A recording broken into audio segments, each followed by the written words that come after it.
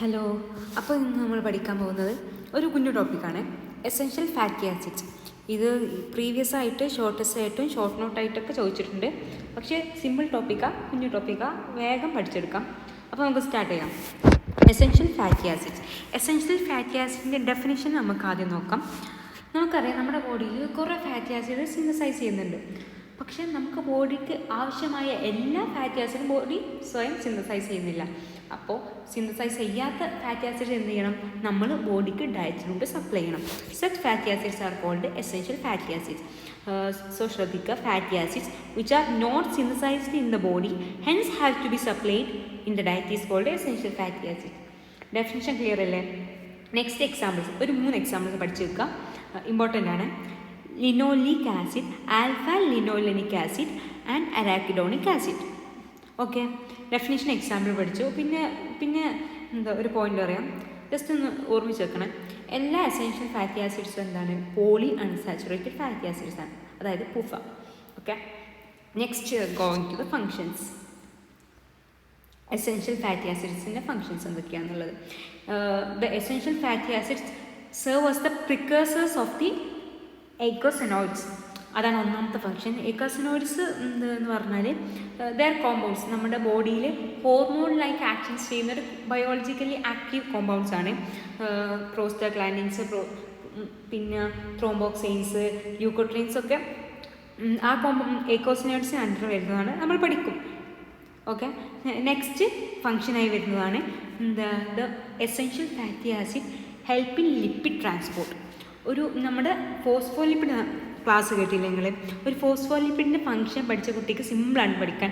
കാരണം എന്താണെന്ന് വെച്ചാൽ ഫോസ്ഫോലിപ്പിഡ് നമ്മൾ പഠിച്ചല്ലോ, ഫോസ്ഫോലിപ്പിഡ് ലിപ്പിഡ് ട്രാൻസ്പോർട്ടിന് ഹെൽപ്പ് ചെയ്യുന്നത്. അതെങ്ങനെയാണ്? നമ്മുടെ ബോഡിയിൽ ട്രാൻസ്പോർട്ട് ഫോം ഓഫ് ലിപ്പിഡ് എന്താണ്? ലിപ്പോപ്രോട്ടീൻസ് ആണല്ലേ. ആ ലിപ്പോപ്രോട്ടീൻസ് ഫോം ചെയ്യാൻ നമുക്ക് എന്താവശ്യമാണ്? ഫോസ്ഫോലിപ്പിഡ് ആവശ്യമാണ്. ഈ പറയുന്ന ഫോസ്ഫോലിപ്പിഡ് ഫോം ചെയ്യാൻ എന്ത് എസെൻഷ്യലാണ്? നമ്മുടെ essential fatty acid is the must for the formation of the phospholipid. അപ്പം മനസ്സിലായല്ലോ. So essential fatty acid help in lipid transport. Okay അല്ലേ? നെക്സ്റ്റ് വരുന്നത് എന്താണെന്ന് വെച്ചാൽ, next function, essential fatty acids are required for the formation and functions of the cell membrane. ഫോസ്ഫോലിപ്പിഡിൻ്റെ function പഠിച്ച കുട്ടിക്ക് ഇതും സിമ്പിളാണ്. നമ്മൾ ഫോസ്ഫോലിപ്പിഡ് പറഞ്ഞിരുന്നു എന്തായാലും phospholipid the function of the cell membrane ഫോർമേഷനും എസെൻഷ്യലാണ്. ആ ഫോസ്ഫോലിപ്പിഡ് ഫോം ചെയ്യാൻ നമുക്ക് ആര് വേണം? നമ്മുടെ എസെൻഷ്യൽ ഫാറ്റി ആസിഡിനെ വേണം. So they help in the formation and function of the cell membrane. And also നമ്മൾ നേരത്തെ പറഞ്ഞല്ലോ, എല്ലാ എസെൻഷ്യൽ ഫാറ്റി ആസിഡും എന്താണെന്ന്? പുഫ, പോളി അൺസാച്ചുറേറ്റഡ് ഫാറ്റി ആസിഡാണ് പറഞ്ഞല്ലോ. അതുകൊണ്ട് തന്നെ എന്താക്കും? അത് മെംബ്രെയിൻ ഫ്ലൂയിഡിറ്റിനെ ഇൻക്രീസ് ആക്കും. Okay, and the coming to the fourth function, the essential fatty acid lowers the serum cholesterol level. നമ്മുടെ എസെൻഷ്യൽ ഫാറ്റി ആസിഡ് കൊള്ളാമല്ലേ, നമ്മുടെ കൊളസ്ട്രോൾ ലെവലിനെ അതെന്താക്കും? കുറക്കും.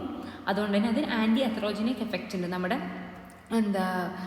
അത്രോസ്ക്ലീറോസിസ് പോലത്തെ ഡിസീസിനൊക്കെ എന്ത് ചെയ്യും? പ്രിവെൻറ്റ് ചെയ്യും. ആൻഡ് നെക്സ്റ്റ് ഫംഗ്ഷൻ എന്ന് പറയുന്നത് ലിപ്പോട്രോപ്പിക് എഫക്റ്റാണ്.